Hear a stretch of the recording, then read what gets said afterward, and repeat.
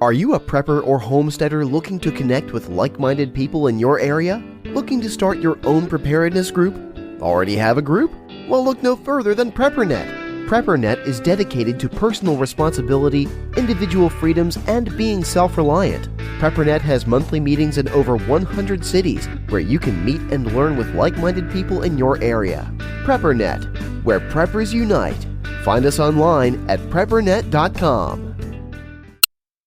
Survive, thrive, stay alive. It's time to get prepared with the Prepping Academy podcast.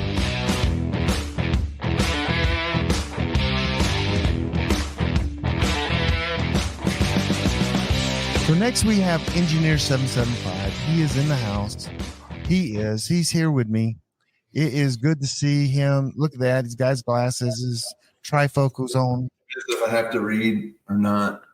Okay, if you have to read. This is Scott Hunt, everyone. Engineer 775. You can tell he's actually an engineer. I think does that say engineer behind you? Actually, it does. A lot of people on YouTube are a bunch of trolls. Say, you're not an engineer. You're really not. So I do have a master's degree in mechanical engineering from Rensselaer Polytechnic Institute. So I have some paper that says at least I graduated. And I did work as an engineer. I should print some and put behind me, like all different. Yeah. I get it from Etsy. Etsy. Yeah. You can get your diploma at Etsy. So Scott, how are you doing? I'm doing great. I appreciate you having me on. It's been a long time since we got together, and so I appreciate it. Well, you're a busy guy. You've had a couple years of just work. Just work.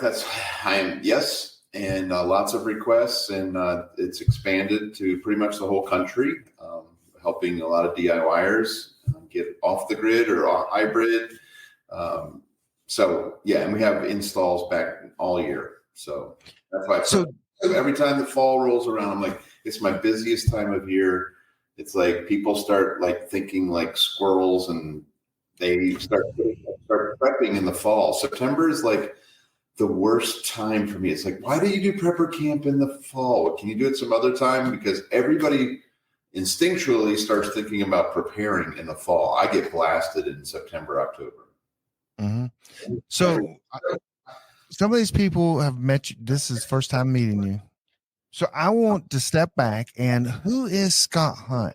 Who is Engineer 7? How did it all get started? And start with your childhood. Oh, we don't have time for this. We don't have time for that. Okay. Who's Scott? I know everything. Well, not everything about you, but how did you all get started? How did you get into prepping? How did you take your engineering to actually, off grid? What you're doing now? Yeah, I guess quick thing about my upbringing. My nickname was College Boy. Growing up, I was the only one in my family to go to college. Most of my family's blue collar. My dad ran a body shop. My grandfather owned a lumber yard. Everybody was hands-on. Mechanics, carpenters, equipment operators, loggers, farmers, and so I had exposure to all of these trades growing up. Product of divorce. I would get. You're going to go over there. My middle name was Get Wood. So when I grew up, it was like, grandma needs firewood for her wood cook stove. So my grandfather collected wood cook stoves. So from an early age, I was exposed to all sorts of prepping equipment, from canners to, growing gardens. And I didn't know anything about preparedness. And, it's just, this was my family. This is what they did. And they worked with their hands. And so I was exposed to, I feel like, everything. I was very blessed to, be 10, 12 years old, running a chainsaw, driving an Alice Challenge tractor, running cultivators, getting hay. So I had a lot of exposure to a lot of cool things that I hated. I just, you're a kid growing up like, I don't want to do this. Everywhere I go, right. All I do is work. So my escape mechanism from all of that was to get good grades. So I got good grades throughout school, straight A student, blah, blah, blah. And I ended up going to the college of my dreams, which was RPI, Rensselaer Polytechnic Institute, which is upstate New York. It's engineering school. And I went there and got a master's degree in robotics. That got me hired and moved 900 miles away to South Carolina, where I worked for Michelin Tire. And there, I thought I was in control. I had my escape from my past. I had my dream job. My wife's a pharmacist. She moved down with me. We're two, whatever. At the time, they were called dinks, right? Dual income, no kid. And we were just working and doing what we thought was the plan. And then the plan changed drastically. I was introduced to Jesus by a coworker at Michelin that basically for 2 years hounded me like a pit bull. And nice. I wasn't raised in a Christian home. I was a heathen at best. And I was exposed to the Word of God for the first time. So can I give my testimony here too? You started this. This is who I am. I know you became a pastor at one point. Yeah, tell us about that. So at Michelin Tire, first day on the job, this guy sits down next to me and says, "Are you ready to die? What happens when you die? If you died today, would you go to hell or would you go to heaven?" So he was really hitting me hard. I'm like, oh wow, I really landed in the Bible Belt. I was getting a lot of belt. And so I didn't know how to counter that other than get mad. So at the age of 26, I bought my first Bible and said, I'm going to prove these Bible thumpers wrong. In my arrogance, I started just reading it. And I found a lot of fault with me. So it was like looking in a mirror. After 2 years, I was broken, surrendered to the Lord, got saved, believed that he died for me. Without him, I deserve the ground to open up and I'm going into hell. So long story short there, I got saved and that changed my life drastically. I started study, just like engineering school. I'm back in school. I got to learn this. I have to understand this. And so I started teaching the Bible, and which led to a Bible study in our home, which led to 25 people in my living room, which led to we're starting a church, and I'm resigning from Michelin Tire Corporation, and everybody thought I had lost my mind. Mm-hmm. And so at that, and long story, and the whole time we had bought a farm in Pickens, South Carolina, and it was kind of our hobby. I didn't golf. I didn't go hunting. I just worked on this farm tinkering on how to pump water and how to make power, how to do all these things that I like to do. And so that's been my hobby for 30 plus years of how to make energy, how to be energy independent, how to grow my own food, how to have multiple water sources. So before prepping, when the prepping movement started, I was kind of like, hey, wait a minute. I do all those things. I've been doing those all my life. Mm-hmm. And now I've added my engineering degree to my hands-on skills that I learned growing up as a kid. And I'm like, my grandparents were really preppers, but now I'm going to show through some high-tech prepping. And long story short, I became a pastor of a church. And at the same time I was pastoring, I was also prepping, homesteading. I didn't call it prepping at the time. I'm a homesteader. And it just all kind of came together. I'm going really fast here. This is 57 years of my life, folks. 2012, things got really wild, as you remember. And in prepping, it was just like, hey, I do all those things. We put 400 hand pumps in people's wells. We did so much work. And it is not stopped since then, helping people get water, helping people get power. The equipment, if I have the time to talk about, the technology has changed drastically in the last 10 years since I started prepping and started teaching on preparedness. So we started a business, Practical Preppers. The YouTube channel kind of took off. That's that's how we reach out to people, because nobody around here in Pickens is going to, our power company is against solar. So I have to reach out. The internet's been wonderful for that. So we have a nice, wonderful business. We get to work from the farm. I get to stay on the farm. I still get to tinker here, and we raise cows and chickens and vegetables. And so we try to practice what we preach, whether it's from the Bible or from being a prepper. And for me, it's about people being independent, with power, with water, just being independent. And since COVID, things have changed. So, I think everybody came to this we're being lied to about everything. We're lied to about our nutrition. We're lied to about politics. It just, the list never ends. We're lied to about our theology so it's been, I mean, there's a tremendous amount of work that came out of COVID. So many people wanted to go off grid. So many people moved out of California to Utah. You know, they had a lot of resources. They're like, I don't know what to do. I bought 500 acres in Utah. I want to go off grid. So those would become some of our clients. And we still have that. People moving into Tennessee. Tons of people. You see Texas plates, California plates in people's backyards, and they don't really want them there, but they want to go off grid. So that is probably way more than you wanted to know. No, I did buy 1/8 of an acre, and I really need some off-grid. I really need some off-grid solar and water. Okay. No. Yeah. So you've kind of been in the business of saving lives. And I mean, really, from being a pastor to actually doing off-grid power, solar and everything. So it's kind of a full circle there, I think. I mean, you're doing it the whole gamut. Yeah, what don't you do? We love to share the gospel. We teach. I teach the Bible. I'm not pastoring now, but I lead a men's Bible study every Saturday. And I compartmentalize it. You avoid my hard, tough questions. You try to. Yeah, we still got some issues. I've got to train you on. Yes, Ford has issues, folks. I'll just put that out there. We have some different opinions on some things in the Bible, but the Bible itself absolutely is firm. We're good on that. It's just some things that are in the future. Yeah. Yes. Yeah, and I'll educate you on that. I mean, you did send me a PowerPoint and told me to read it and study it, and I haven't done that yet. You still haven't a year later. I'm just trying to read some. I'm putting my glasses on to read some of these comments that are coming in. An eighth of an acre is better than none. Okay, preppers. Okay. Well, 1/8 acre better than. Okay, so I got questions for you. I told you I had a bunch of questions, okay. And none of them are embarrassing. Okay. That I know of. The first one is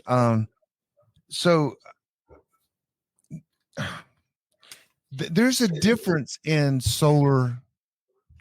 There's like the DIY solar. Then there's the real true get off the grid solar. So let's say, I know you're laughing already. What's the first step? What's the first step for someone saying, I want to be off the grid? What's the first step they do? Do they look at I think it is they look at their wallet first. I think they look at their family first. Now, okay. Now, I laughed because you said DIY, and I joke because it's DIY. It's do it yourself. You said DIY, which we kind of joke is like do yourself in. Yeah. Oh, so a lot of people. Yeah. A lot of people, when they attempt to go off grid, they DIY it. They do themselves in. Okay. And a lot of times, you said look at your wallet first. I'm saying it's very stressful depending on how it's done. It puts a lot of stress if you have children. We saw what isolation did during COVID to a lot of people. They didn't do well. So if you really go remotely off grid, you're the father, the dad, and you're like, we're doing this. The whole Little Caesars, we're going back on the grid. We're going back off the grid. If you don't think through it, you can really do a lot of damage. And you see, and it's not funny. You see people getting divorced. You see, over preparedness, and that's not the way to go. So, and then the children just, they're having to do things that are difficult, fetching water, getting food, working hard. They're not seeing their friends. It's a difficult thing to go off grid. I know a lot of families that I've met. I have family that's off grid. It is not easy. It is not easy. I'm miles away. This is my seventh family, by the way. This is your seventh family? Seventh family. All the other ones left me. So there's so many variables, good choices, choosing the right property. A lot of people just buy. It's very difficult to just buy raw property And if you're financing that, as you know, it costs more. The interest rates are higher. I always try to encourage people to buy a piece of property that has infrastructure on it already. It has the road cut in. It has a septic system. People don't think about the property and how much money. Interest rate's going to be a lot lower on a dwelling. Even if the dwelling is just run down, it's a shack, but it still qualifies for that mortgage. It's smarter to do that because that road's going to cost you $35,000, $40,000 to cut in. The septic system's going to cost you 10.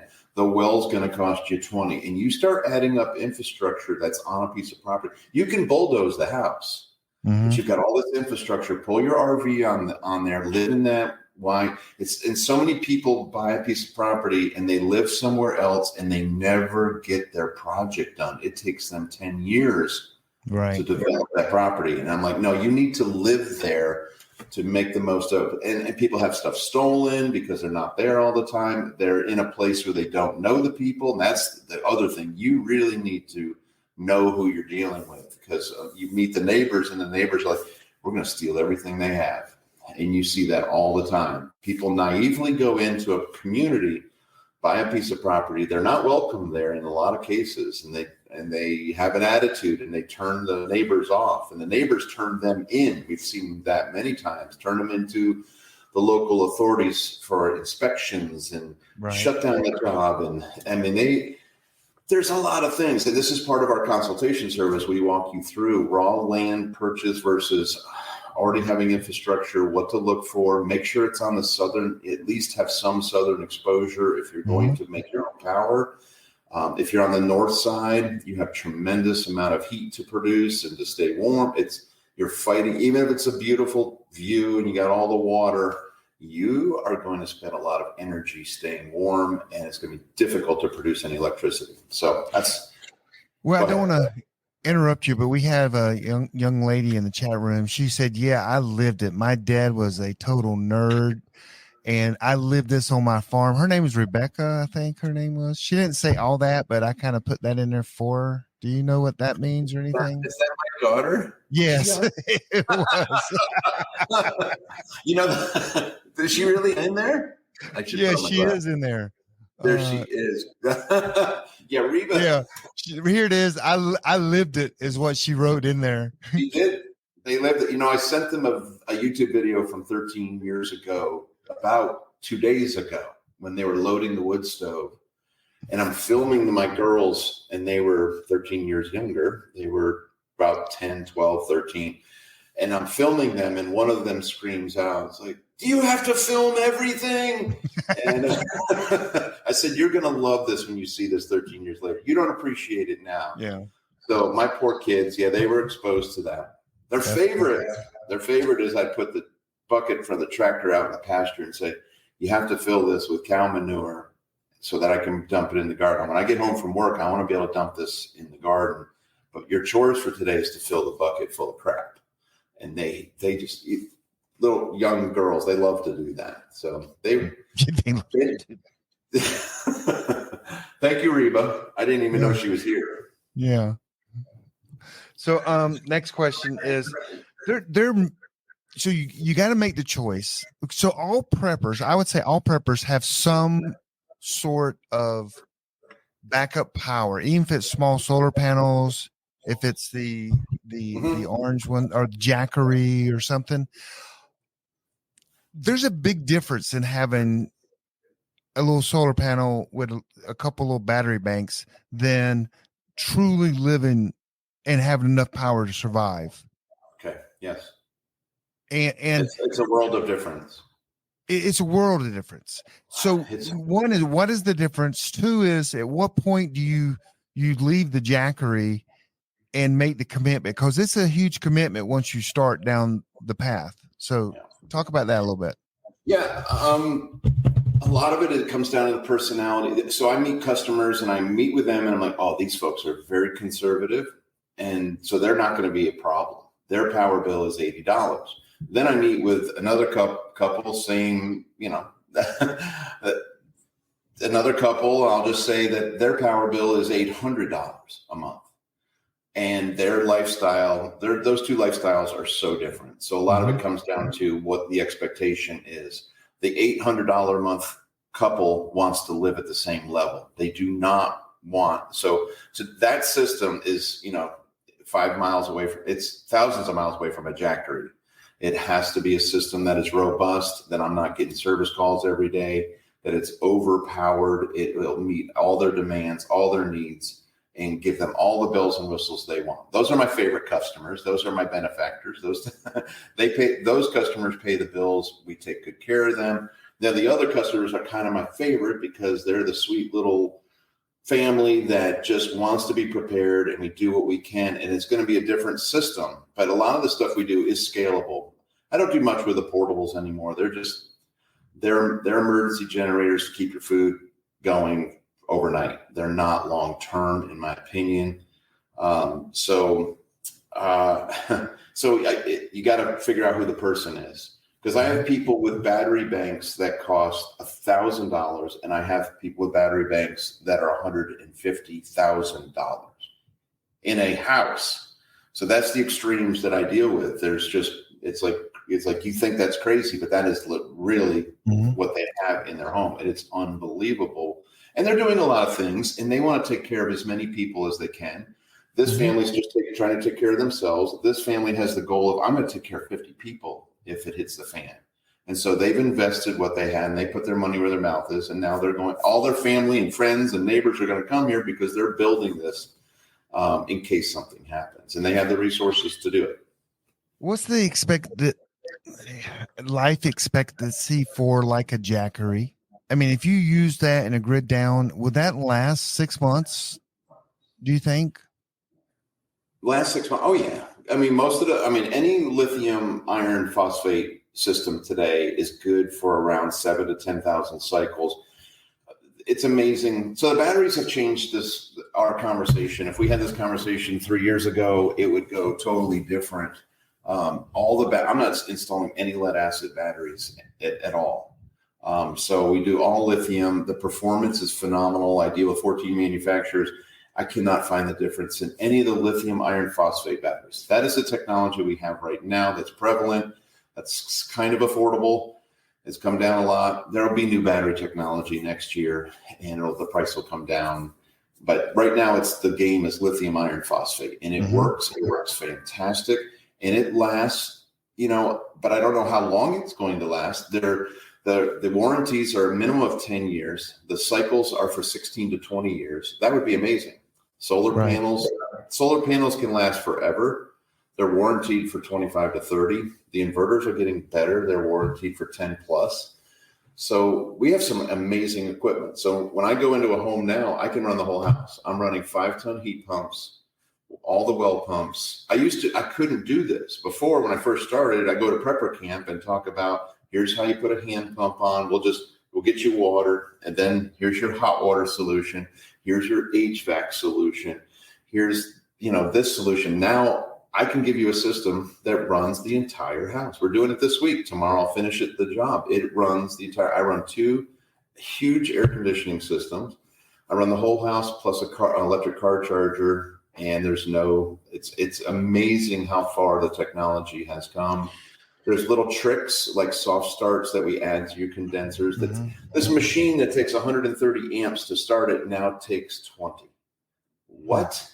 That people don't know about this equipment. So micro air, I can add this little gizmo to this compressor, and now I can actually start this thing with my inverter. I could never start them before. And the portable solar is fine. I tell people, if you have a portable system, at least it'll educate you enough so that when somebody comes to try to sell you solar, hopefully they don't rip you off. You know that I need solar, a charge controller, a battery, an inverter, the load, and don't try to pull the wool over my eyes.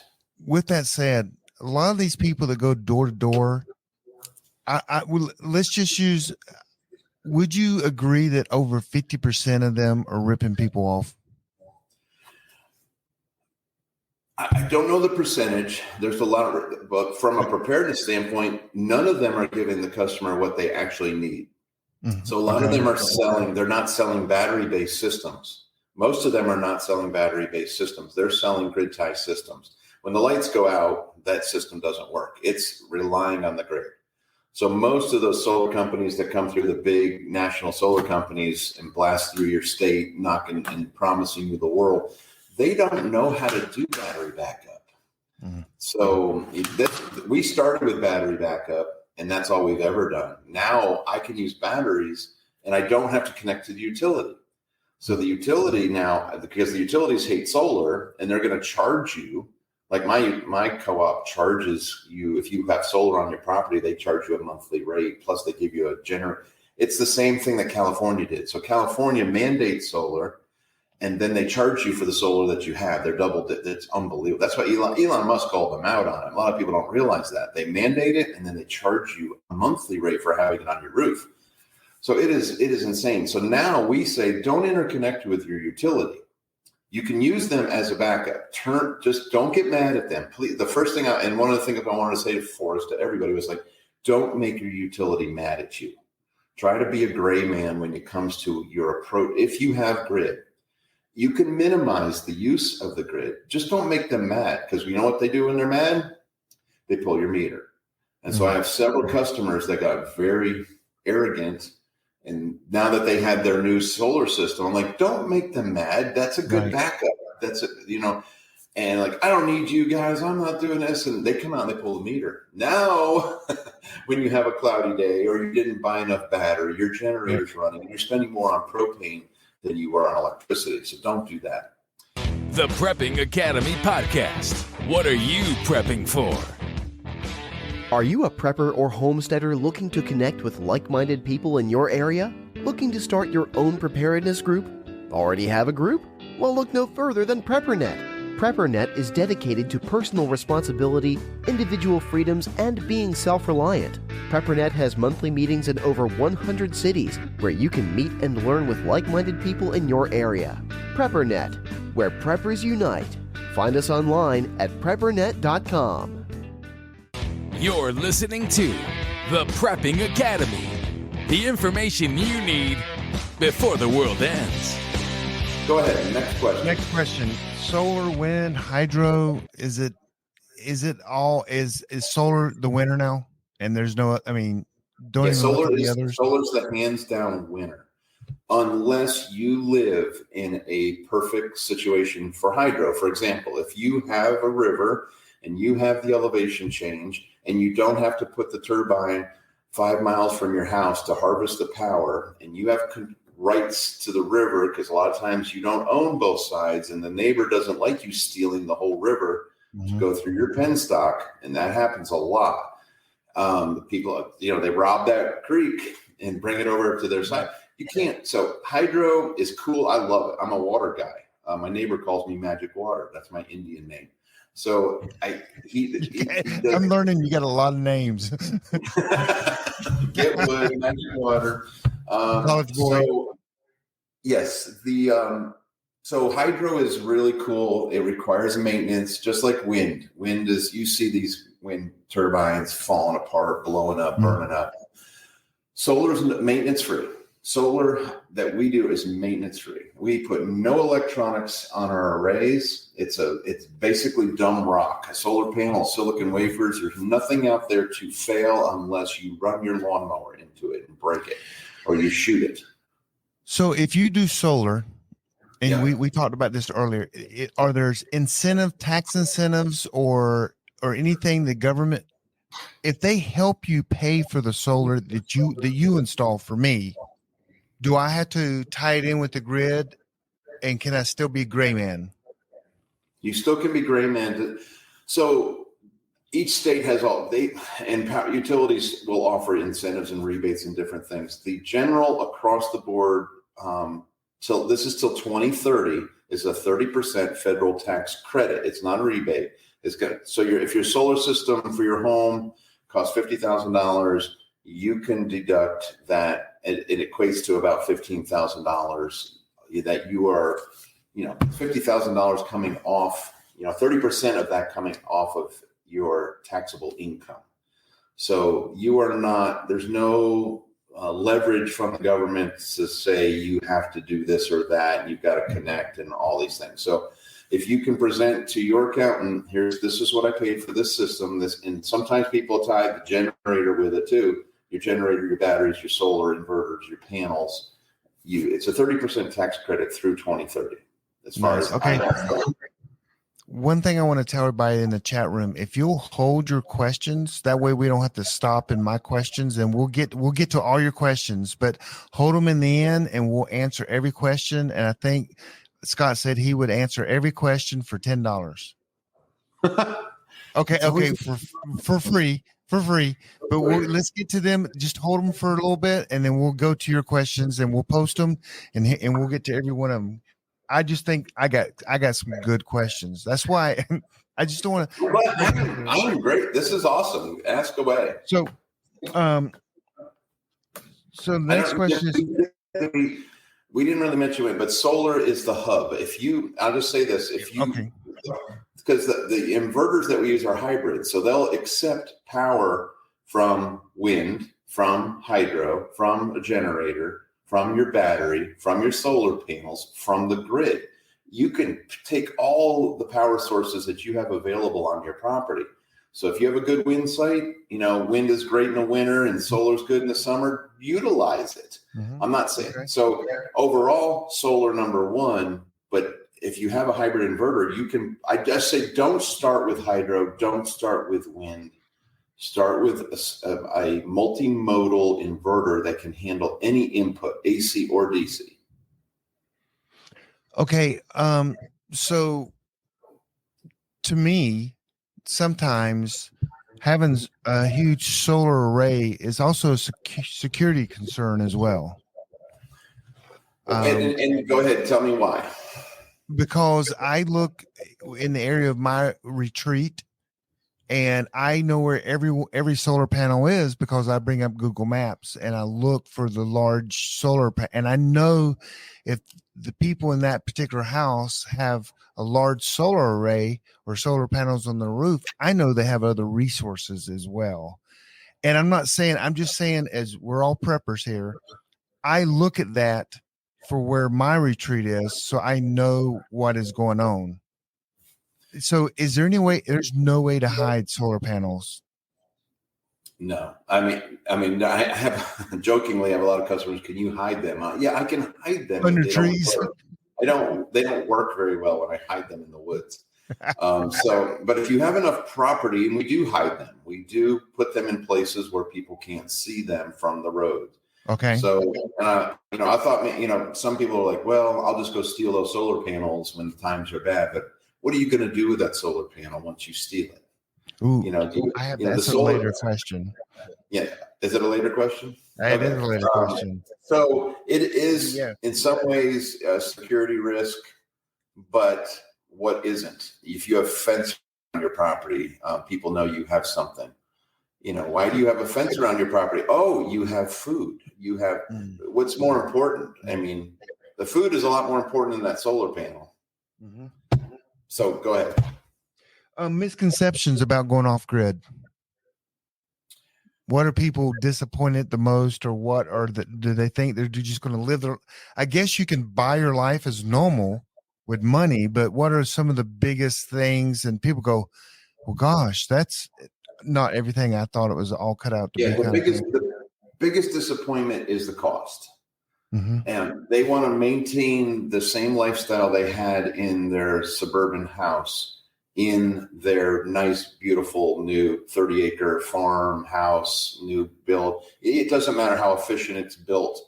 They still need hot water. They want to take showers. They want to cook. They want to do everything. And when they do this, they don't have if they want to do it all electric, it takes a considerable system. So they kind of, I have customers that kind of will cheap out on the battery, and then they'll call me, but the battery didn't go through the night. I said, yes, because, there's two ways to size a battery. You size battery for the performance, meaning how much power do I need right now to do this task versus how much battery storage do I need to get me through the night or through the storm or through a week of rain or through 30 kids or 30 family members show up at Christmas to the off-grid retreat and it doesn't make it. And it's usually The money's the first thing.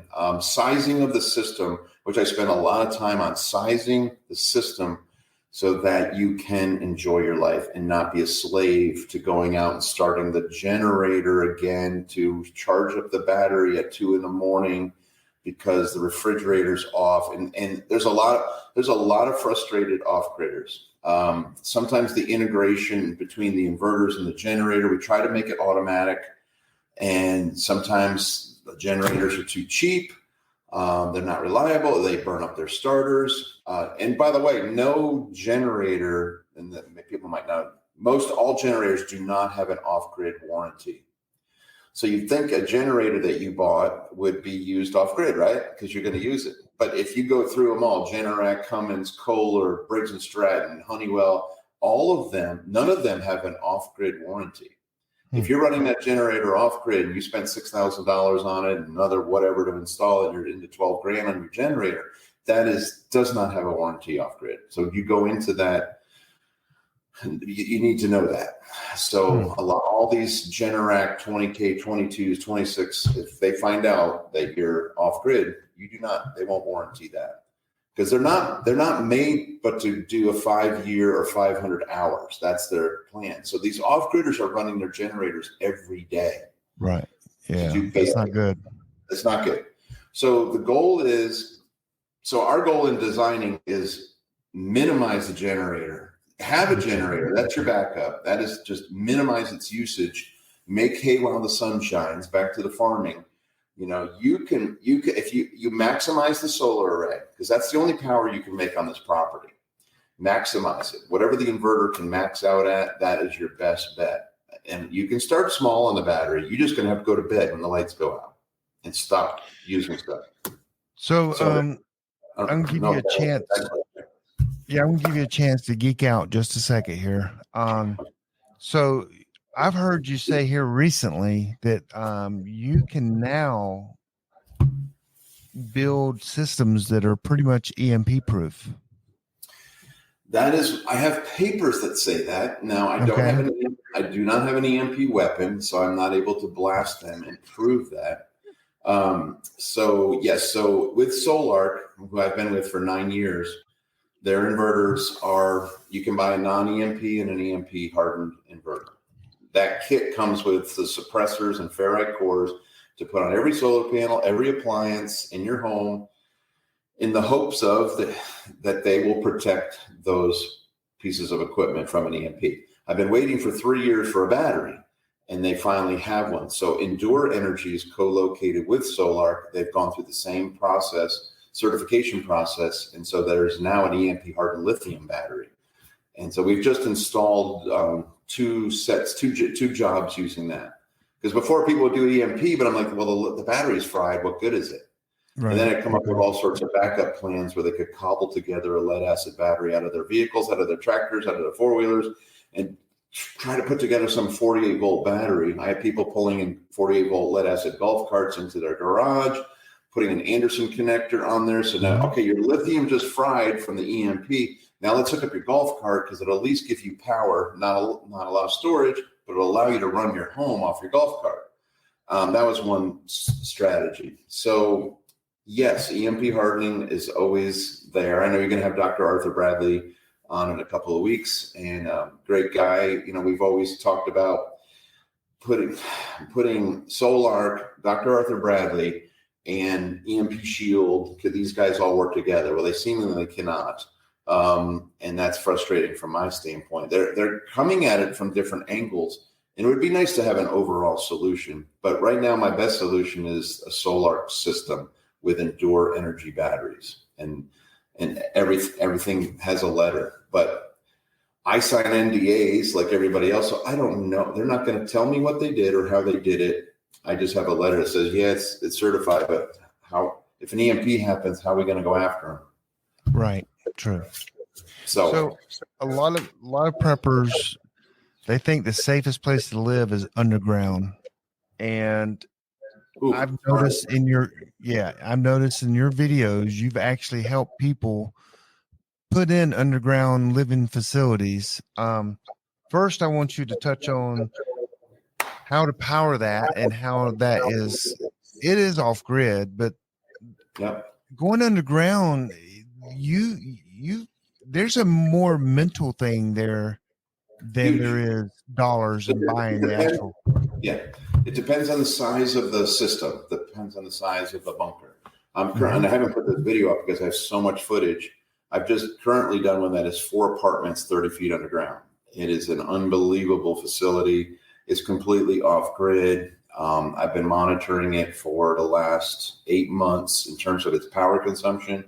It has HVAC, it has water, it has hot water, it has freeze dryers, it has all the septic systems. It's got filters this and filters that. It is so impressive, but it's so difficult to build. It is probably $3 million. It is so ridiculously expensive. That's it. And psychological. Well, you wouldn't believe the size of this thing. It's 100 foot long by 80 foot wide. Dang. And it is literally 30 feet underground. And so the challenges of getting air in and septic out, it's an upside down house. You don't have gravity on your side, and you've got to force air in. And so my guys hate it. They hate working there. When we work there, they just mentally, they can take about 2 days of it and they want to get out of there. So we're carrying these batteries, inverters and batteries and water heaters and HVAC, and we're bringing these down this crazy staircase. So mentally, just working on it, just being in that environment it's not natural for human beings to be in a coffin in this thing, because it is just not. And I've told every bunker customer that I have, I don't recommend them. I wouldn't sell you one. I am here to help you not die. Right. I am here to give you backups on energy. I know that you need redundancies on your water pump, whether you're hand pumping air in this thing. You need multiple ways to breathe, and you need multiple ways to escape, and you need multiple ways to power this. They're really cool when they're done. They're like, wow, this is an ultimate man cave. It's kind of neat to show your buddies and to hang out. And I'm like, I don't have one. I mean, I've got a root cellar. That we know that you tell people. Yeah, I have a root cellar, but that's as close as I don't believe in them. And I tell people they're too easy to ruin. They're too easy to infiltrate. They're too easy to stop the airflow. They're still too easy to trap people in. The bunker guys are going, if they're on here, if they hear this, they're going to just be that guy. Shut him up. Right. Yeah. But I've done everything. I've had them delivered from Texas on a tractor trailer and lifted them up and carried them and dug the holes and violating every OSHA law known to man, digging these things on where you don't have enough space to put them in. Very dangerous, extremely dangerous. Probably one of the stupidest things I've ever done is put in a bunker. Well, I hope your wife's off now. Yeah, she's on a second ago. She's like, never again. Stop doing this. And so I did it. Usually I wanted to see if I could do it. I just wanted to see if I could do it. I wanted to do the dirt work, the grading, the installation, we have generators that are 30 feet underground running, and the exhaust and the heat, and it's quite a system. So from an engineering standpoint, I've got to get, the waste out and electricity work and enough battery and everything working, because it's super comfortable inside of these things once everything's working. So they're the ultimate off-grid test, the ultimate off-grid project in terms of getting it to work. But psychologically, people don't like living underground. So would you say a project, if you worked on a project putting someone underground, it's at least the smallest project would be $500,000, wouldn't it? The smallest possible project. No, a decent small shelter is about $250,000 to $300,000. $250,000. Okay. That would take care of a family, that they could stay in it. They have enough room. They have enough food storage. Okay. And you're taking orders right now, right? No. Oh no. Okay. I mean, you have no idea how many people I've turned away because I made the mistake of putting those bunker videos on YouTube.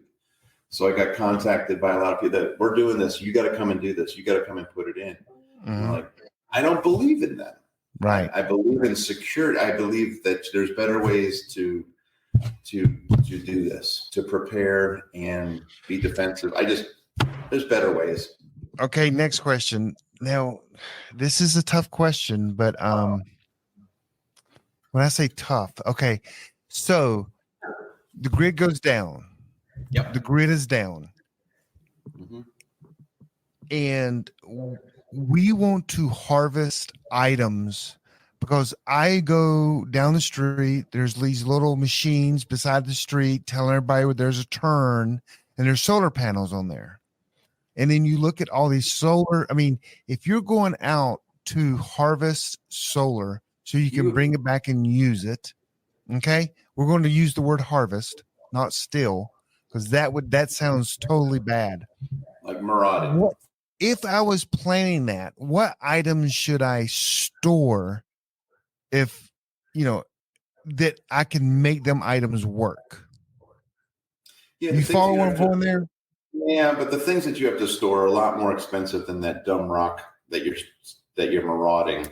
Okay. So the solar panel is not the most expensive part of the system. It's going to be the inverter and the batteries. Now, if those systems have batteries in them, then you're ahead of a lot of times, if you're talking about a light cart in a parking lot that has solar panels, they also have charge controllers and batteries in it. We're not trying to tell people how to steal these things, are we? No. But okay. But this is part of preparedness, is so that you don't have to go harvest. Yeah. So we're not never tell someone to go do that. But most people, they're not going to have the hub of the system. They need to invert that solar panel DC power into something that will keep their refrigerator going. So if they don't have the inverter, what are they going to do with that panel? What are they going to do with those batteries? Nothing. They need to understand. They need to have an understanding of what they're doing before they go harvest. So my off-grid business, when the poop hits the fan, is to get solar panels and charge car batteries for people. Because there'll be lots of car batteries just laying around in the cars, and I thought, if I could charge them, I could probably sell that battery. Someone can get power for a couple. And how are you going to charge them? With a solar panel and a charge controller. Okay. Well, you better, if you're just going to have the right volt, you better have a charge controller that does 12, 24, 36, 48 volt. You got to have the right charge. They're 12-volt batteries. So I mean, here's Forrest with two leads just touching the battery and with a voltmeter. Like, I didn't say it was a good business. Okay. We've done a lot of funny things with just solar panels. I mean, we've welded. I've seried a bunch of panels together, and it'll throw a plasma ball that is like gigantic. It's scary. I mean, you can do 300-400 volts, and you can weld. You can hook that to an element on a water heater and heat water and boil water in a bucket. So you can do some things, like if you want to make hot water and you harvest those solar panels, you can heat water with that, with an $8 element out of your water heater. You can hook it directly to it. You can heat water. There's a lot of cool little experiments, but is that really what you want people to know? It's kind of a rough way to go. That is a rough way. It sure is. So what skills would you recommend that people just hire Scott Hunt Practical Preppers for all solar? Or would you recommend that, hey, if you're going to do a system of 1 kilowatt or less, just learn the skills yourself? I mean, there's I have 4 or 5 times a week, I am talking to a DIYer that some of them are unbelievably skilled already. They have unbelievable knowledge, electrical, hands-on, whatever, and they just need a little guidance and they're off and they build a really nice functioning system. Other people do need their hands held through the whole process, and that's fine. And some people, we have installers all over the country now that we say, no, go talk to Bill in Texas. Go talk to, Bryce down in Florida. He's a great guy. He's going to hook you up. So, but we do help a lot of people, educate them on what they need to know. Some people you can kind of tell is like, you don't know which way to turn a screwdriver. So you're just let me do it. And we have, I'll be nice. People that they're their own worst enemy on the internet, shopping for prices and parts. They don't know what they're looking at, and they end up buying junk and things that don't work well. And so we have to go fix a lot of those systems, and they don't waste your money, because you're going to have to throw all that out and start over with something that really works. So you're saying my charge controllers that I got from AliExpress. They buy the cheapest inverters and the cheapest charge controllers. And then when they try to get hold of the company, the tech support is horrendous, or they can't get a hold of them. And now they didn't save any money. They just wasted $3,000, $4,000, $5,000 on junk. Right. Because the relays keep failing, or they don't parallel. There's just infinite. Don't do that. So the biggest problem I have with people that are too cheap. And they think they're smarter than you are, and they go do this, and they make a mess of their off-grid project. And can it be dangerous? I guess it can be. Once they get shocked a few times, they stop. But it's not like they're, nobody's dying. Thankfully, most systems are 48 volts, and it's not until you get like 60 volts across the heart that you are going to die. Okay. It's like, what is it, 1/10 of an amp, and you can die. But now some of the systems are up there. The batteries are high voltage, and they're going up to 800 volts. Now you're talking some serious damage. But most 48 volt systems, they'll bite you, but they're not going to.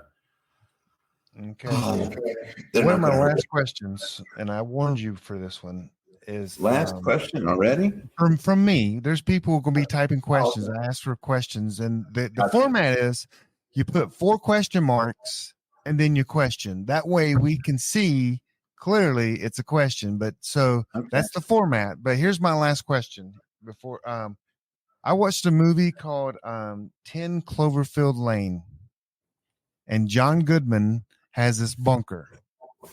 Okay. And he had this barrel of liquid. And it was so freaky. It's a weird movie. It's a prepper movie, but does that stuff really work? And you were talking, I mean, that's just so weird. I mean, I'm not buying any of that by any means. I don't even know what it's called. But I've heard people call it lime pits, but this was a barrel of chemicals that he would put people in, and that would just eat their entire body. Is that real? I guess you'd have to call it, what's the guy on Breaking Bad? Didn't he do that? Breaking Bad, they did that. I think hydrofluoric acid. Oh, maybe. Hydrofluoric is the go-to. Hydrochloric and strength. But I think a forensic scientist would say, no, you're not going to be able to hide everything. Okay. That would be my opinion, that you're not able to get rid of all the evidence. You're watching horror movies, Forrest. What's going on here? It's a prepping movie.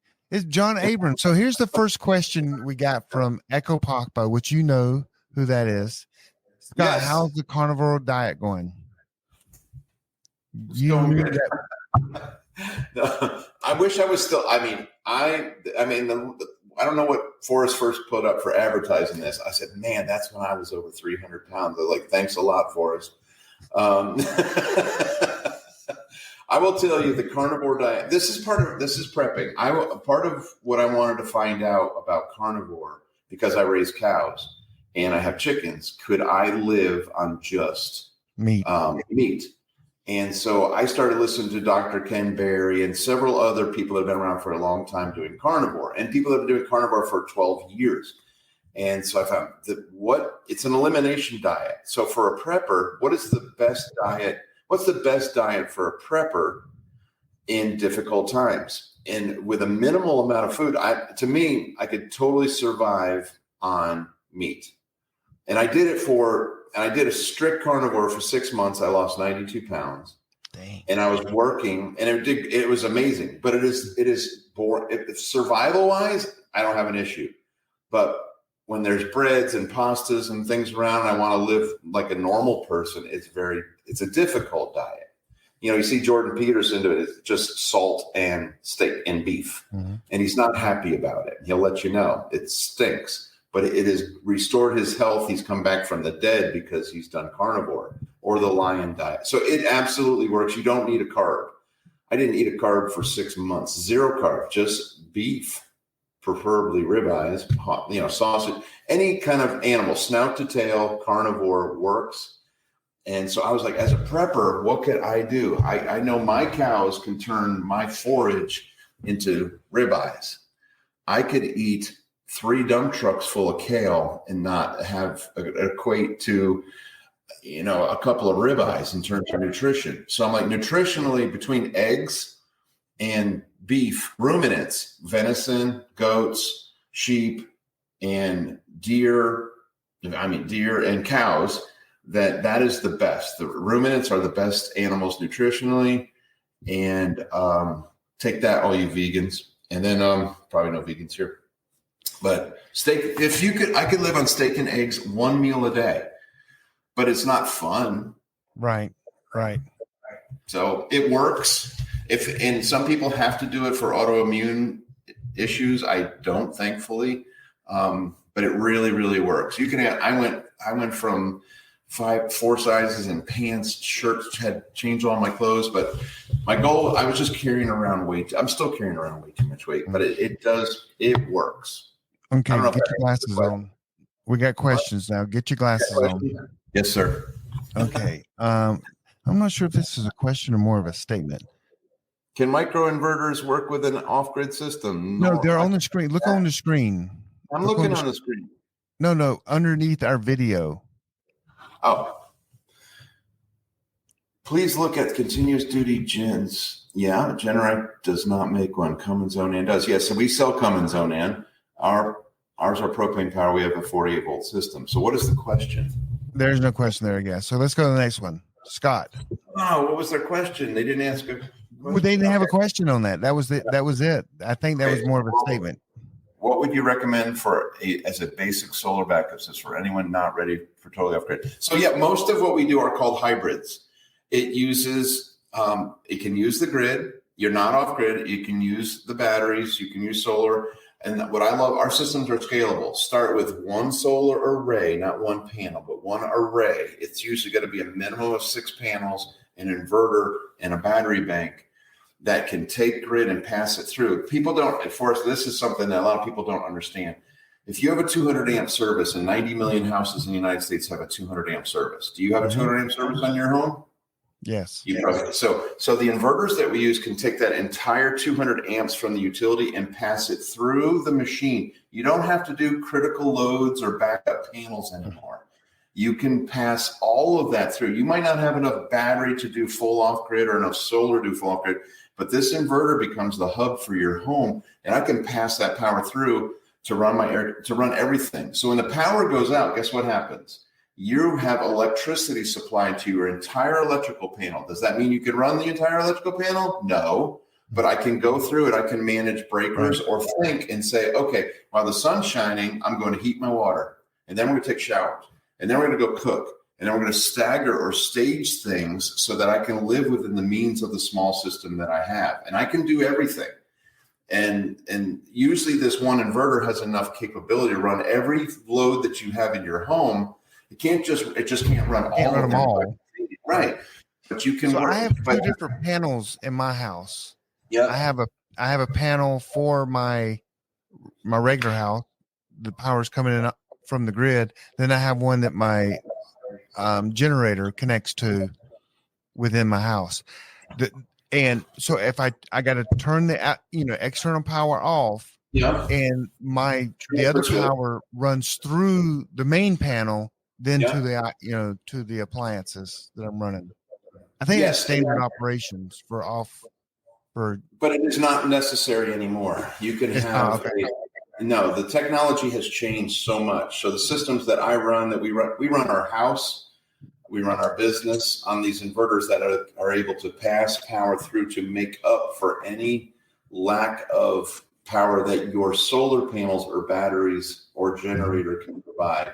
Then if the grid goes out, you're in a different mindset now. Grid is down. I have to conserve, but you still have a system that is tied to everything. People that have a critical loads panel with 6 little loads on their transfer switch, well, yes, you got your well pump, you got your refrigerator, but I sure wish I could have run this or run that.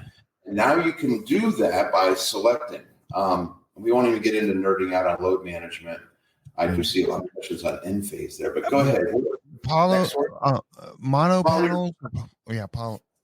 The poly or the blue poly cells, most of the manufacturers are doing monos now. Poly was big for a while. They both work. If you get a great deal on the polys, that's fine. People, the blue, they don't like the look of them. A mono panel is black. Black tends to blend when you get back to security. When you see black out, it just doesn't pop. It doesn't catch the eye like the polys do. Voltage wise, amperage wise, there's a lot of poly systems out there that work just fine. But I would recommend mono, and I would recommend bifacial. That's another thing. A lot of people, all the panels that we put in the last 2 years are bifacial. They make power from both sides. There's no back sheet. They make power from both sides. They produce about 10% more power. But that's how to charge a battery with the generator. So how to charge a battery with a generator? There's a lot of ways to do it. So a lot of inverters, people just say inverter, but a lot of inverters are inverter chargers. So when the generator is connected to the inverter charger, the charger is connected to the inverter charger is connected to your battery. It charges the battery. However, you can get an external charger for your generator hooked directly to your battery, and they make a lot of those. One of the best ones recently is a charge verter. Look up charge verter. And it's especially because these systems are 48 volts, 24 volt systems, 48 volts. You can hook up a charge verter directly to your battery bank and run your Champion, your Predator, your inexpensive generator through a charge verter. And the charge verter will actually clean it up. And so you can make what's nice about it, it's a separate charging source that isn't, say your inverter has issues and you kill the battery and it won't start back up. You can take your generator and a charge verter and bring that battery back to life. And now the inverter wakes up and you're back to normal. It's a really nice solution it's a 5,000 watt charger connected to a generator, and it's programmable. So if your generator can't produce 5,000, it's only 3,500. You can make it set so that you can use it. But look up the charge verter. It's an awesome product. Next question is, why do you hate prepper camp? I do not hate prepper. That's not the question, by the way, but I just know that you haven't been coming recently. Like I said in the beginning, September, I am stacked full. I have customers that are yelling, when are you coming to start this job? So I've always said this to whatever. You're busy. I'm just slammed. I am slammed this time of year. Yep. So, and then the other part, like somebody else said in the comments, I'd love to go to prepper camp and not teach, just to walk around, hang out with folks. Mm-hmm. Then prepper camp would be fun. You would have a swarm around you though, because people just follow you and ask you questions. So the next question is, do they not have lithium batteries in Canada?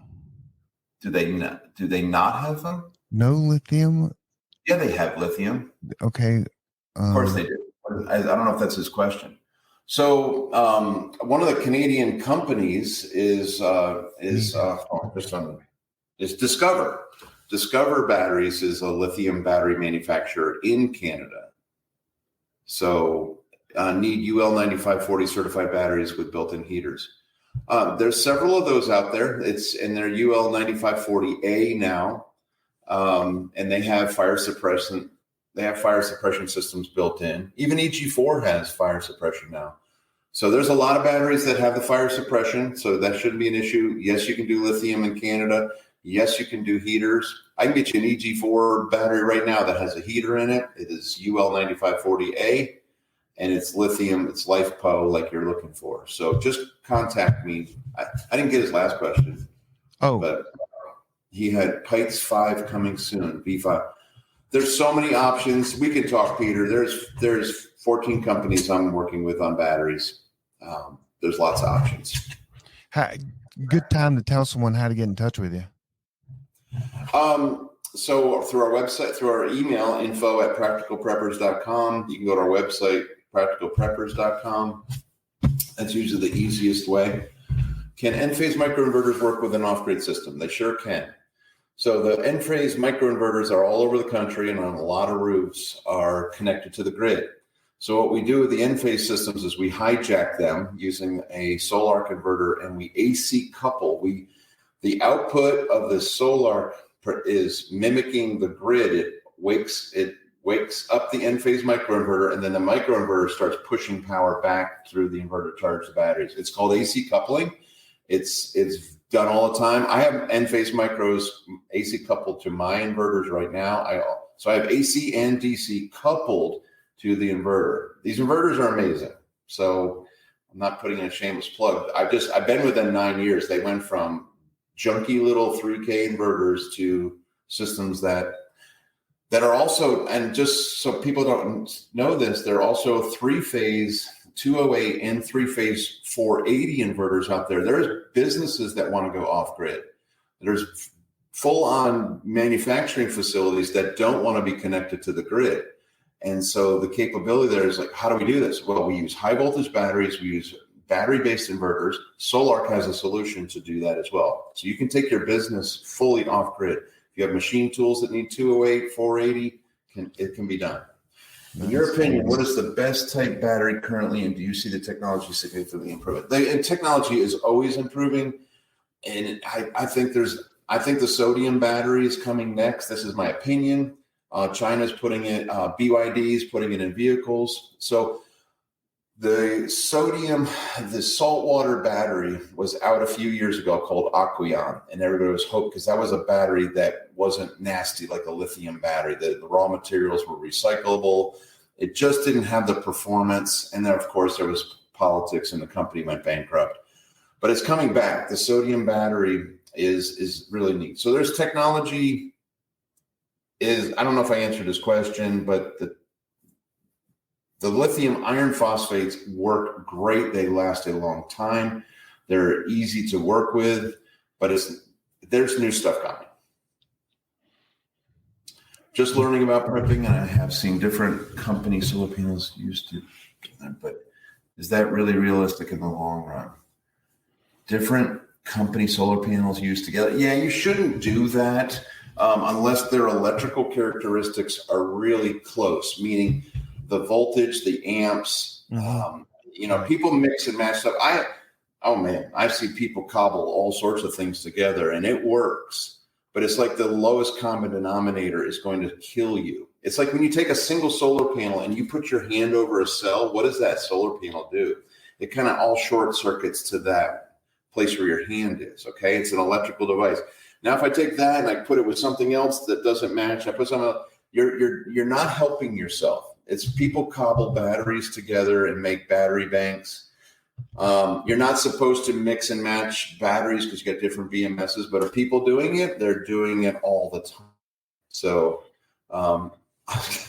you would still enjoy meat. Absolutely. A ribeye is my favorite choice. What about wind power? Unfortunately, I've only done a few. Where I live, wind is horrible. There's just no wind. There's not enough wind that is laminar flow, meaning constant wind. We have violent people like, oh, it's windy here all the time. Yeah, but it's always the turbines are always fighting to find the wind, and they can't. You have to be way up, and you've got to get laminar flow of wind to keep that prop moving and not fighting looking for wind all the time. So I've had customers argue with me, say, just put it up. I said, okay, we'll put it up. And this thing's got dancing all over the place. And it's really aggravating. And the one we put up in Virginia, a large one, 24-foot diameter, it sounds like a boomerang's being thrown at your head. It's something you do not want to have in your yard. It's very obnoxious. Really? So I don't recommend wind unless Like I have customers that love it. They're in Nebraska, they're in North Dakota, and they have a 30-mile-an-hour average wind. They can harvest a lot of energy. But most people, people are in this. I know your podcast goes everywhere, but if you don't have consistent wind, you're wasting your money. So you may be under NDA, but beta version of Solar Smart Load Panel Doesn't work. It doesn't. I've had it on the wall for over a year and a half. It doesn't work. The software is not ready. Could it eliminate a critical loads panel? Yes. Load management is the future of solar.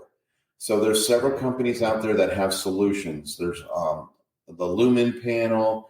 There's the what's the big not Savant. Savant is the other the one that I think is the best is Savant. So picture being able to load manage your entire electrical panel. And so it's going to basically be a rules-based load management. I have this much battery now and this much base load going on my inverter. Yes, you can turn on your water heater. Or no, you can't turn on your water heater. And then once the load is down and you have enough battery capacity, yes, you can turn that water heater on. So it's a simple rules-based load management system. Solar, I think, is my opinion, they're like, oh, we're using AI. We're getting so sophisticated. This is going to learn your home seasonally. I think they started off too ambitious on what their load management system was, where Savant went with a very logical rules-based. So to answer your question, Peter, yes, you do not. A good load management system can save you an entire inverter. You don't have to have another inverter because I can run load. I'm never going to have both heat pumps come on at the same time. I'm never going to have all these loads come on simultaneously. I'll start one, run it, and just, can I run this one? Can I run my car charger now? It will determine that for you. Here's your golf cart question. We have a solar system installed. We have a 4-wheeler 96 volt lead acid we use as a backup after EMP. We split them in 248 sets. Is that? Yeah, that's if you can split your battery into 248 sets, you have a backup. Mm-hmm. Absolutely. The other way is to step it down, and that's probably more. Meanwhile, we'll make a transformer to step that 96 down to 48. That's another thing to look at if you don't want to split the battery up. You could do a DC to DC converter from 96 to 48 volts. So this next question is, what's your favorite battery for a whole house? How many and where do you install them? And can you give me all the details so that I can do it myself? Yeah, this is normal. No,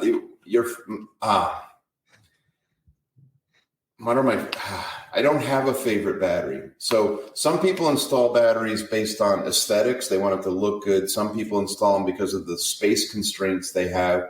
Some people, my favorite battery is a server rack style battery because it doesn't put, every one of those batteries has its own BMS in it. So I have backups to backups. I have redundancy. Some of the bigger batteries have one BMS controlling 3 or 4 modules. And if that one BMS fails, I've lose my whole battery. So as server rack style battery, and there's a ton of them on the market, from EG4s to the Pites to the Endures to SOKs. I mean, the list goes on and on. So server rack battery, if I lose one of those batteries, I'm not down. If I lose 2 of them, I'm not down. So having them in a rack, like a server rack with bus bars integrated and casters, everybody forgets the casters.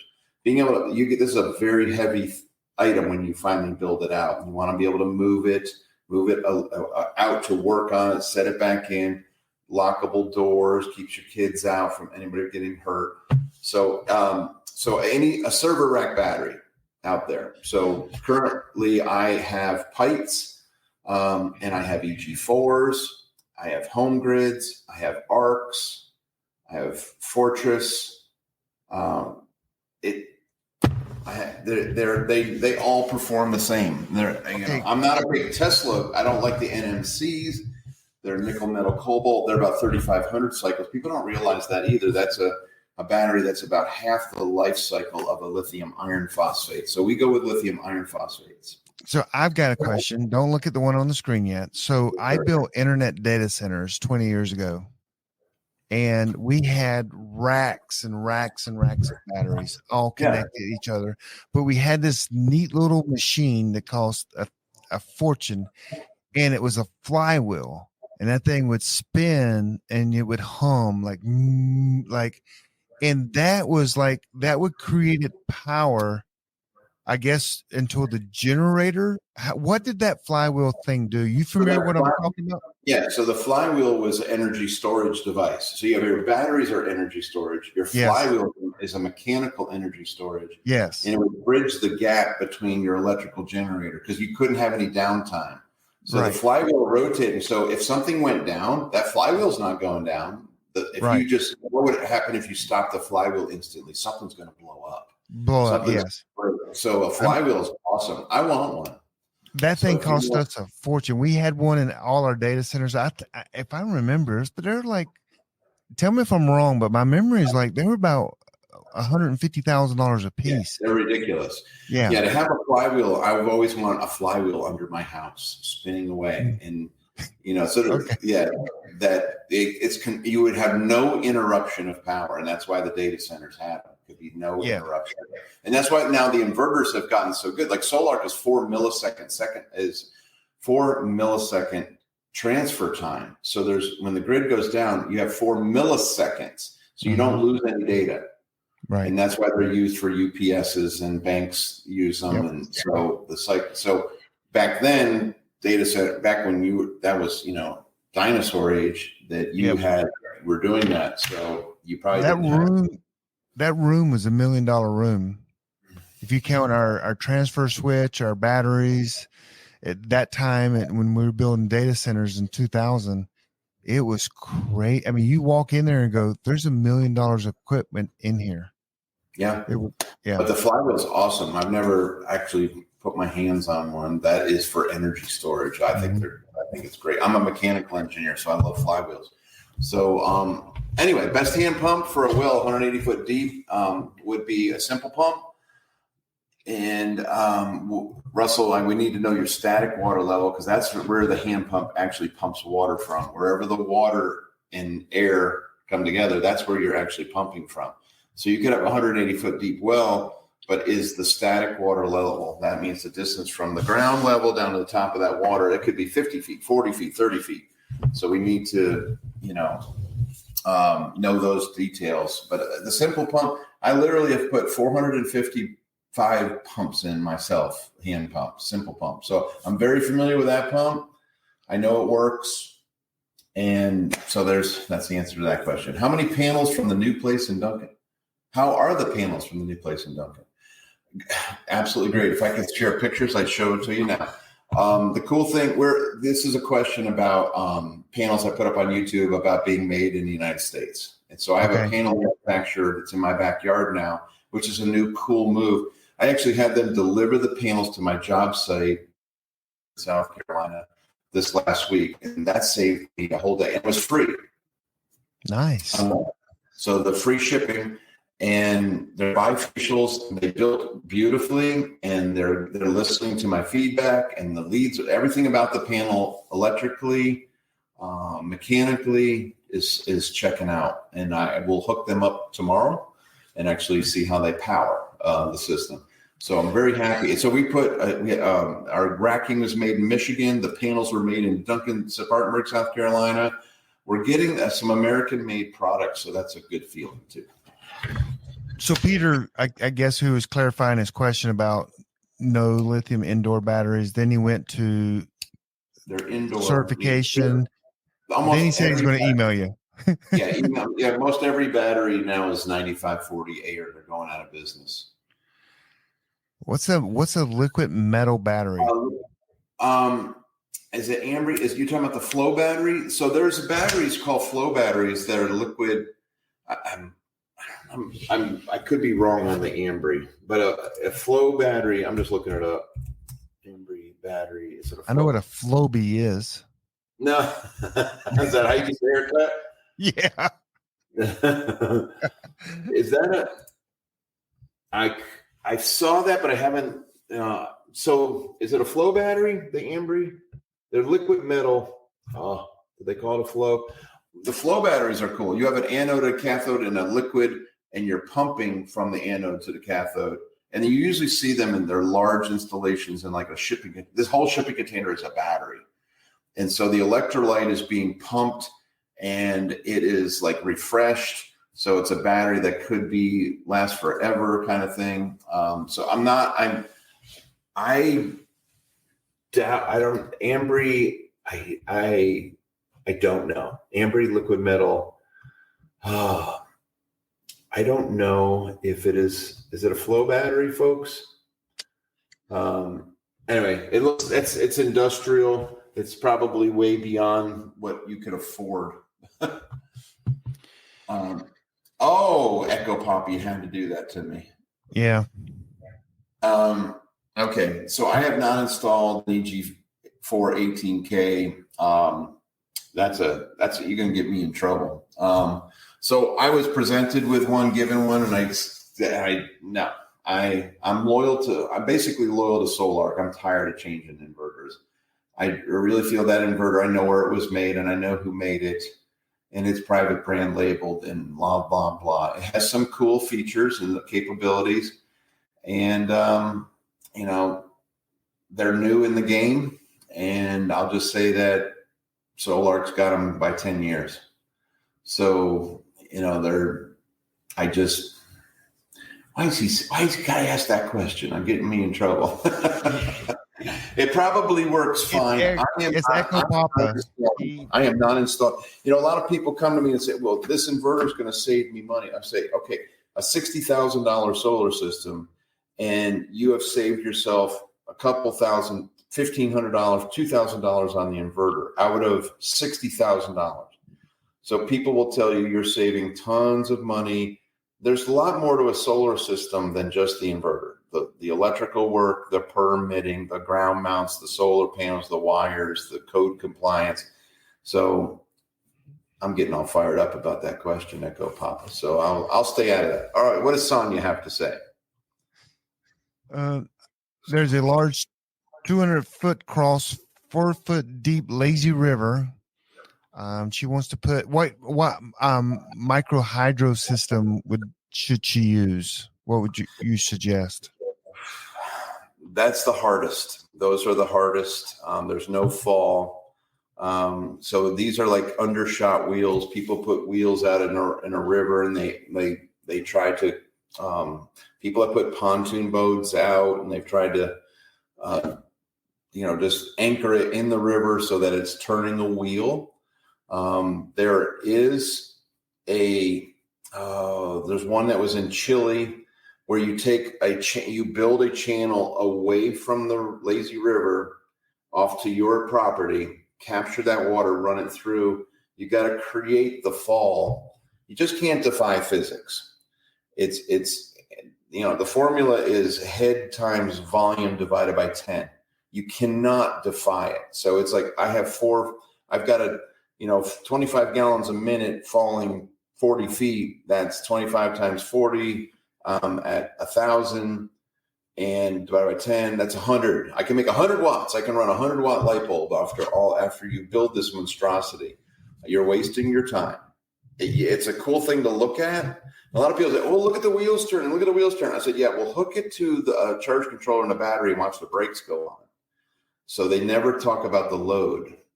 So we can talk about that. A lot of people think that just because it's moved, you just don't have the potential energy in a lazy river. It's just not there. I've seen. Tell me if this is just something I made up in my head. Isn't there a way to take that and make a funnel out of it and build up enough?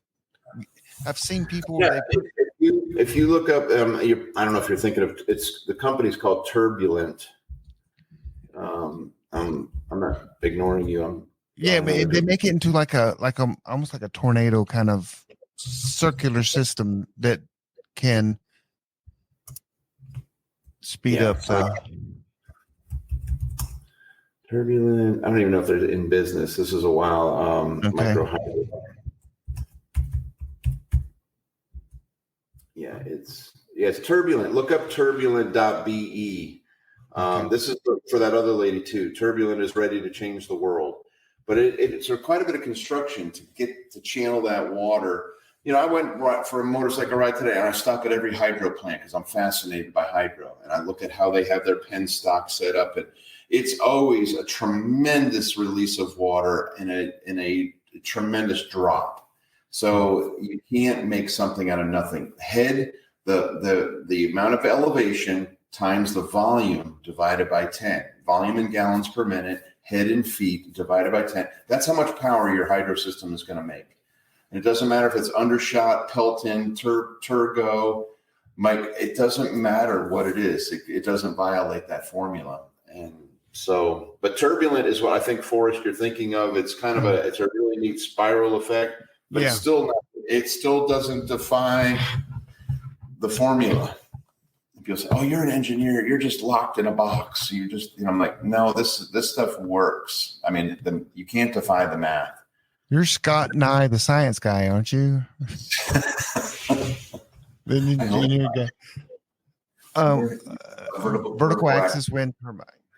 They're cool. Whatever captures the wind more. I mean, I think they're cool. I think they're awesome. I think they're artwork. I think they're great. The horizontal there's not a lot of go solar. Solar works. I know solar works. I monitor 100 systems, literally monitor 100 systems. I have so much SCADA data of how systems work in every state in this country. It's fun. It's fun. The amount of data that I nerd on to see, oh, this works good there. This works good. These settings work better here for this battery. I don't waste my time with wind.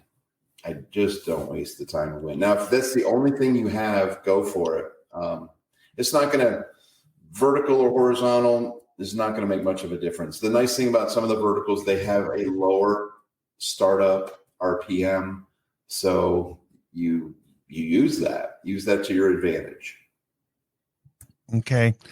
You know, this is a subject between me, you, and Echo Papa for sure. We've talked about this for years, and I've talked to you. Yeah, I haven't pursued it. This is how I got into water pumping. Mm-hmm. This is how water was moved in the United States. This started in 1797. Double acting rams came into play in 1865. This is how water was delivered around the world if you had elevation. And that's the thing.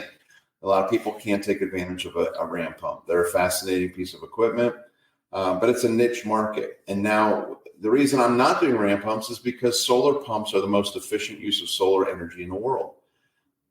So just pump the water with a solar panel. It is so much easier. And I hired a private investigator to find the people that own, was it Rifle? Rifle Ram.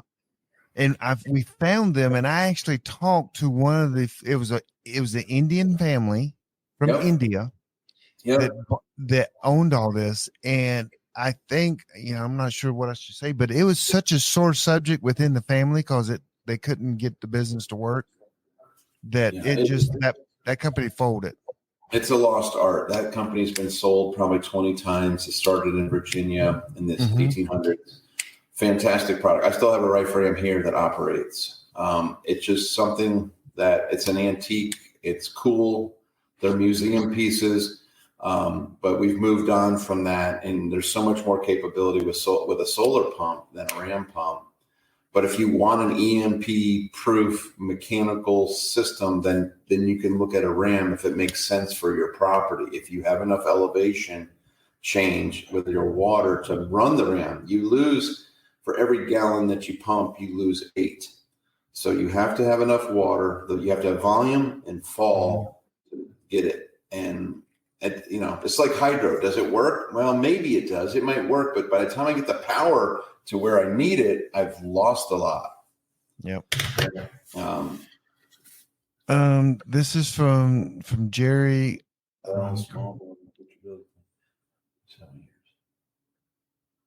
Okay, sounds good so far. Continue. Put a small solar system in, then upgrade later, or just pay for the bigger one. You could start and scale. Like I said, you can scale. You could start, again, the inverter is the hub. So like if it's off grid, I recommend a Solar 12K inverter because of all the breakers that come along with it. You can put 12 of those inverters together in the future to run the world in your neighbor's world. So you can start with one. It's like, I am planning on, I know this inverter can stack all these subsequent helpers. And so start with one. Don't cheap out and buy a 120 volt inverter that you can't stack. I would bite the bullet and buy an inverter that you can grow into. And you can just keep adding depending on what you want to do. It's like, okay, I needed more power. Add an inverter. You've already built the system. And go ahead and, so I could tell you how small you can make your array and your battery to make it work while you're building. And then expand your battery, expand your array, expand your inverters if you need to. And the 12K gives you so many options. One of the coolest things, one of the best off-grid installations I have is in Wyoming. It's at 8,000 feet elevation. Propane's an issue, burning at that elevation. A lot of things are an issue there. So I have two Solar 12Ks, and I use the diversion load controllers built into them to heat all their water for free. So I'm not heating water off of batteries. I'm heating water directly off the solar. As when you're off grid and your batteries are full and it's 1 o'clock in the afternoon and you don't have much to do, where does all the power go? It doesn't go anywhere. It's potential energy. So now I turn the diversion load controller on and I heat my water for the day. Water heaters are so well insulated. Now I got hot water for the next day that I heated the day before. And I'm doing that for free. I do that in the bunkers as well. All the water heating is done through smart loads, through diversion load control. That's fun. So I've got an off-grid cabin at 8,000 feet and I keep it from freezing. It gets 25 below zero. He's got radiant floor. So I heat a giant water tank. And that keeps that house, which is 3,500 square feet, from freezing in Wyoming in brutal conditions. I'm doing it with solar. People don't believe it. But so I have two cold climate off-grid projects. One's in Canada, right on the border, and one's in Wyoming. And I'm like, if I can make those work, every other place works fine. And there's a cold climate institute in Alaska that does solar. And they do other refrigerants and things that are in super brutal. Panels have to be vertical on the side of shipping containers to make the sun is so low, and they can only do it for 8 months out of the year. That's another rabbit. But to answer that question, a Solar 12K in an off-grid situation with diversion load control is your best friend for off-grid, in my opinion. That's the inverter that I've gone to for everybody that's been off grid. Now, if it's just a small hunting cabin and you're never going to need more power, then you could do an 8K. You could do a 5K, but you're not going to be able to expand. So I don't want you to box yourself in like, man, I wish I bought the 12 and spent $500 more. Now I have something that can grow. Because I find a lot of these people, they buy a house and they're like, well, I want to Airbnb this. I got an RV park, and then in the back, I got tent platforms I'm renting out. So the people keep growing on these properties. I'm like, you should have got the 12K. And anyway, next. Okay, last question. Yeah. 12 watts, solar direct. Okay, what can I do? I don't even know what that is. You know what that pump is? He's got an SQ Flex pump. Probably a 6 SQF3 or an 11 SQF2. He's got probably four panels, 300 watt panels that are tied. This is the best pump in the world for pumping water. It's a direct DC pump. It'll take 30 volts up to 300 volts DC, 96 volts, 95 or 96 volts AC up to 265 volts AC. The pump is awesome. And it'll pump water 800 feet in the air and 5 gallons a minute on that amount of solar that he has. So it's a great pump. It's pretty much impossible to EMP harden.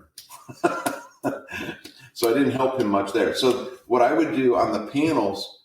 So that pump can come with a controller, an IO101 and a CU200. You don't need those. You can go directly from the panels. You might already have it this way. You go from the panels to that pump. And those pumps are $2,500. So they're very expensive. I don't know of a way to protect it from EMP other than to buy another one. You buy another pump, you put it in a Faraday cage, and you have panels in a Faraday cage, and if it fries, you pull them out and install it. Does that? I hope that answered the question, but I do not know how to protect a pump like that. That means it can't be protected then. Are you there, Scott? Did I lose? Did you freeze when I did that? Where are you? He froze. What happened? I don't know. You talking EMP stuff, and all of a sudden EMP Shield sent some things our way. EMP hit. So did you close it out? No, we're still on. Oh, okay. Yeah, we're still on. I was going to throw this up there so people can get in touch with you. I mean, we've gone almost 2 hours, and I don't want you to fall asleep, Scott. So, oh, I'm good. This is all I do. Well, that was all the questions that I had. I mean, that's it. That's great. Man, that's some good stuff. So, going off grid is not as easy as you think. It is not easy. It's expensive, but it can be planned out extremely well. That one I mentioned in Wyoming, the equipment when I started with that customer wasn't as good. I was using Magnum, and the equipment wasn't as good as what he has now. So it was a learning process. The technology has changed, so I'm very confident going off grid now compared to where I was. Before, I was so heavy reliant on a generator. Got to have a generator because this stuff can't power it. And people want to live.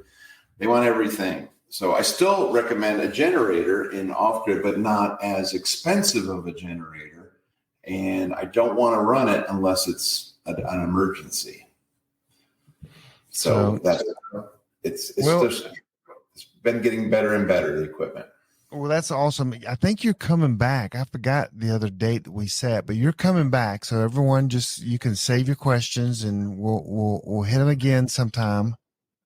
But he's coming back. But you can find Scott on YouTube. That's and your website, practicalpreppers.com. Right? Yes, practicalpreppers.com. Yeah, I mean, you can go to Engineer775 and message me, but that's the easiest thing is to send me an email, info@practicalpreppers.com, which is on our website. And we do consultation signups, and so we got office staff that'll answer or get your question. If I'm out working and you can't get a hold of me, they'll get a message to me. Yeah. So guys, Scott's in the business. He's been helping preppers for years. So, I mean, if you have a simple question, but you might just need to just sign up and spend an hour with him, and because he gets paid to do this. He loves you guys, but he doesn't love you that much. We do our consultation. It's $200 for an hour of consultation, and I usually go longer than that. We do a lot of prep time before that, and so that way you get undivided attention, and we work on your house, on your project, and we design, and then we work with your AHJ, your county, your company. We can hold your hand through the whole thing, and sometimes the worst part of solar is the paperwork. The technology, the technical side is not. We've done so many of them that we're not intimidated by that. It's the dealing with the bureaucracy of getting your system inspected and interconnected to a utility if you have utility. If you're off grid, that's easier, that's better. And some of you live in counties that don't require inspection. I love those. Those are easy. Yep. Well, that's it, Scott. Hey, thank you so much for coming on. And I know some of these people are going to contact you. I know some are sending a message asking me how to get to you directly. And but like you said, the best way, I don't have an inside scoop. When I email Scott, it's at info@practicalpreppers.com. So that's what you need to do as well. That So, works. is there anything coming up for you, or we're just going to see? Is it in December you're coming on again? I think it is. I think so. I think you said Okay. December. Yeah. So nothing. I mean, I will be going to a solar show, an Amish solar show. That's the only event I'm going to up in Pennsylvania. And believe it or not, the Amish are wonderful off-gridders, aren't they? And Yes. there's been a whole community of solar off-gridding Amish for a long time. People don't realize the two orders of Amish, old order Amish and new order, that they just, and they can't use the grid, right? The grid's of the devil. So they, to them, in their church theology, they run all their businesses as off-grid businesses, their homes, their farms. And they've gotten really, really good in the last 20 years in doing solar. So, it's fun to go hang out with those folks. So I go up there. It's refreshing. They're not caught up in the nonsense that we get caught up in. So I just like to go hang out with them for a couple of days and talk solar and nerd out with them. I'm nerding out with the Amish on solar. Nice. That is crazy. Well, guys, thank you for joining PrepperNet Live. Hey, everybody. And good night. And amazing with knowledge and wellness, of course. And we'll see you guys next week. Make sure you have your emergency equipment. Go to preppernet.net to find out that equipment list, and make sure you join Engineer 775 on YouTube and practicalpreppers.com. We'll see you guys next time. Thanks for listening to the Prepping Academy podcast. Preppers Unite at www.preppingacademy.com. Are you a prepper or homesteader looking to connect with like-minded people in your area? Looking to start your own preparedness group? Already have a group? Well, look no further than PrepperNet. PrepperNet is dedicated to personal responsibility, individual freedoms, and being self-reliant. PrepperNet has monthly meetings in over 100 cities where you can meet and learn with like-minded people in your area. PrepperNet, where preppers unite. Find us online at preppernet.com.